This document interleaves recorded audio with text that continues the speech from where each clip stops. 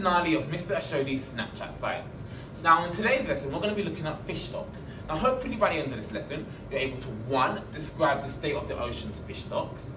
You're then able to go on to explain the conservation measures of fishing. And then after that, we want to evaluate modern fishing as an example of sustainable food production. Let's get right into it.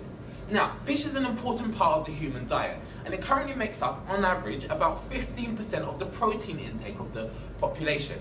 Now, don't forget in previous videos, we looked at having an increasing population, okay? And the population of the world increasing by about 1 billion people every 10 years. Now, as there's more and more people on the planet, it means that there's a greater and greater demand for fish, okay? And what that means is that the more fish that we require, it means we're taking more fish out of the sea. And that means that fish numbers will decline, and in particular the fish stock will decline. So we really need to think about the amount of fish we're taking out of the sea, because if we continue to take large and more amounts of fish out of the sea, eventually the fish numbers will completely die out, okay, and it's an unsustainable practice. All right, so we need to figure out what measures can we put in place to make sure that we're not taking fish out of the sea at a faster rate than fish in the sea can reproduce, okay? Now, a few things have been put in place in order to make sure that fishes inside the sea do not disappear.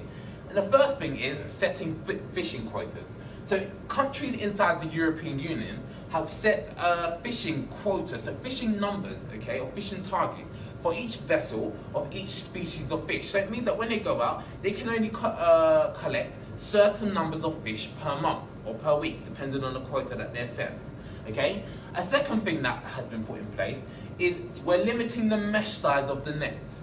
And therefore what that means is, if we increase the mesh or the whole sizes of fishing nets, it means that immature fish, so for example baby fish, can escape the nets. It means that those fish that have now escaped can go on to mature and reproduce. It means that left in our fish nets, we're only left with mature fish, and the immature fish go on to reproduce, okay, and therefore increasing the fish numbers, okay? As we take out, we want their numbers to continue to multiply so that they don't completely die out. We want it to be a sustainable practice.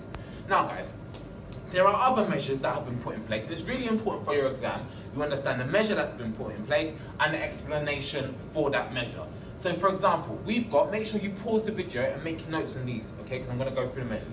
So, limiting the number of days that a boat can fish, setting fishing quotas as we just looked at, reducing the total sizes of nets, okay, so how big a net can be in general, okay, increasing the mesh sizes as we just looked at, so increasing the whole sizes, establishing zones where there's no fishing at all, okay, ban fishing during certain times of the year, and farm fishing, okay, so it's really important you understand the measures and the explanations.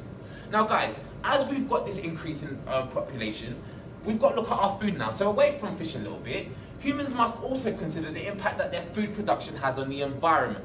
Now, a lot of countries, okay, their food production relies on importing food. Now, when you import food, it means that you have to either transport food by road or even worse, by aeroplane. Now, these foods which are transported by road and aeroplane, don't forget, the cars or the trucks that they're transported in and the aeroplanes release greenhouse gases into the atmosphere, which is a negative because it increases global warming. Okay, so it's really important that you understand how food miles, okay, limit production. Okay, sorry, I was just distracted. All right, so the greater the distance that the food has to travel, okay, the greater the impact on the environment. So for example, if we're here in Qatar, okay, and we get our food all the way from, I don't know, let's say the Caribbean, that means that that food has been flown via airplane all the way to Qatar. So it means that there's been a big impact on the environment and lots of greenhouse gases have been produced, okay? So hopefully by the end of this video you're able to describe the state of the ocean's fish stocks. Hopefully you're also able to explain how conservation measures such as fish net and fishing quotas are reducing or helping fish population. And then after that, hopefully you're able to evaluate the modern fishing as an example of sustainable food production. Don't forget to like, share, subscribe and revise. Thank you for watching the season finale. Mr. Ashodi signing out.